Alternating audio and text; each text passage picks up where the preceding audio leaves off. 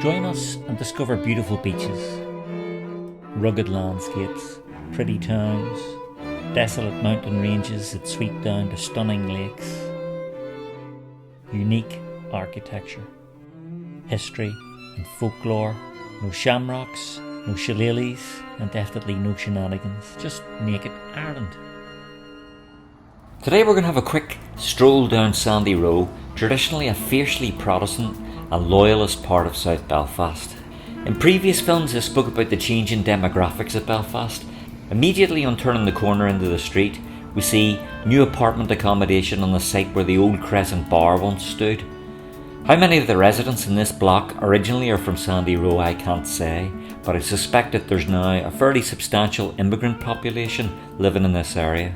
We're looking at the home of District Number 5 Grand Orange Lodge. For those viewing from outside Ireland or the UK, the Orange Order is a conservative British Unionist and Ulster Loyalist organisation formed in 1795 to defend Protestantism.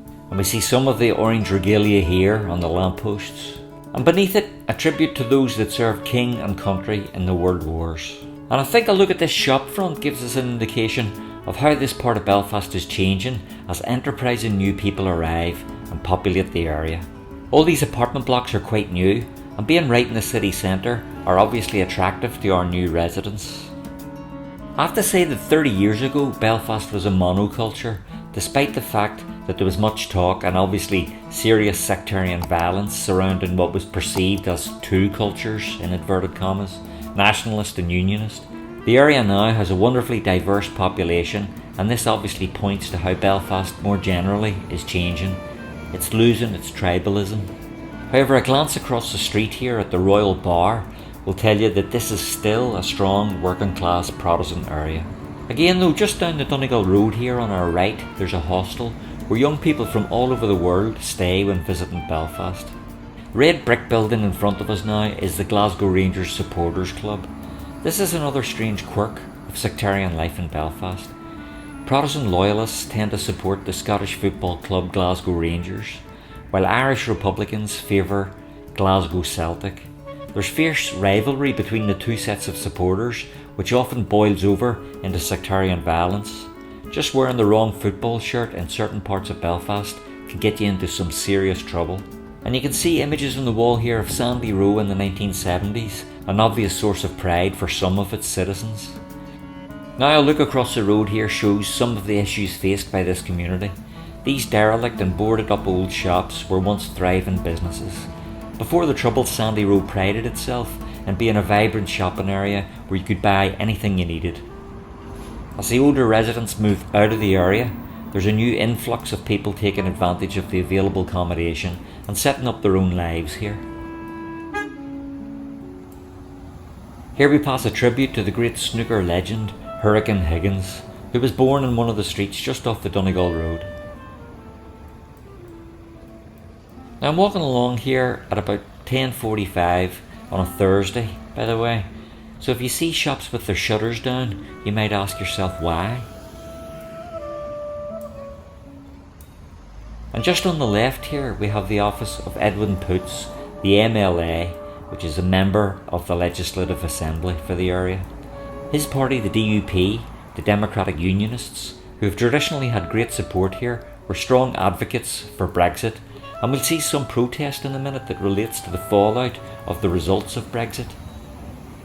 On crossing the road now, it's great to see some new businesses that appear to be an indication that the area's redevelopment plan is bearing some fruit.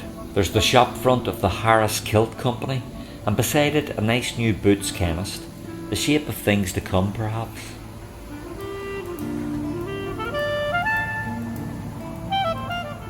When we glance down this street, we see the social housing that replaced the old 19th century housing stock that accommodated the mill workers who worked here when Belfast had a booming linen industry. And again, on this side of the road, you can see how this area has been completely redeveloped. But there's much to be done by the looks of these closed up shop fronts.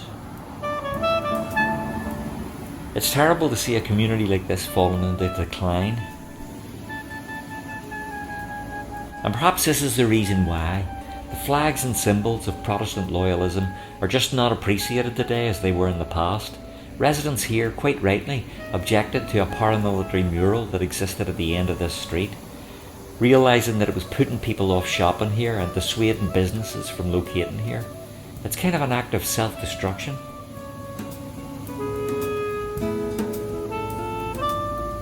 We're now looking at a potential building site, but it's been made pretty obvious by the Rangers football logos and flags that certain members of the community want this place to remain loyalist.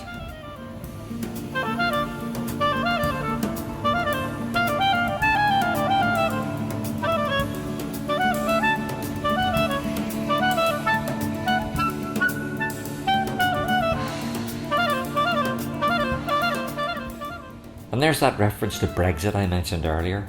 Sandy Row says no to an Irish sea border.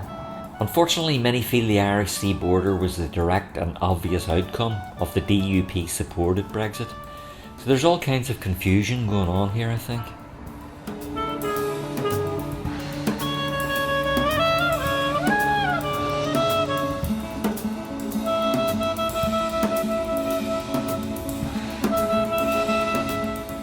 Then we have the community centre, an obvious hub for the residents here. And just behind it we see more loyalist murals, and even the bollards are painted red, white and blue. While the community is changing, there's certainly a strong core of Unionist support here. It is, after all, one of Belfast's most staunchly loyalist areas, and that's reflected here again in some posters offering information on flute bans and Orange Order history. We walk on past more closed down premises.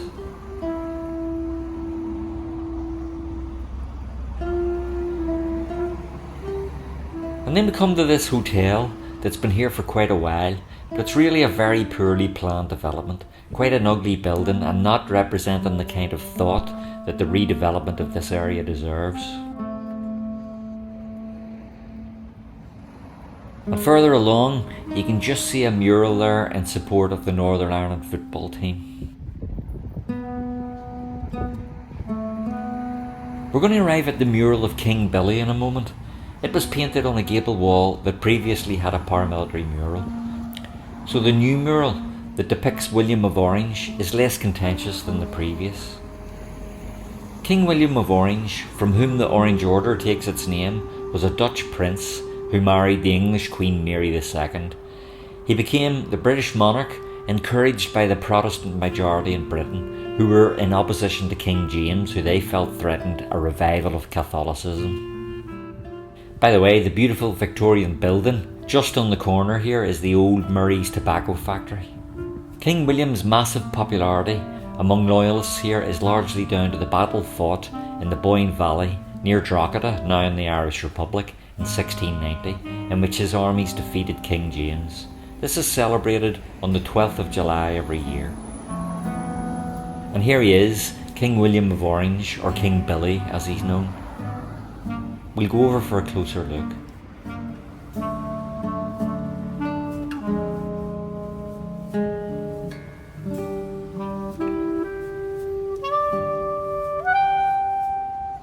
And then there's this rather beautiful statue.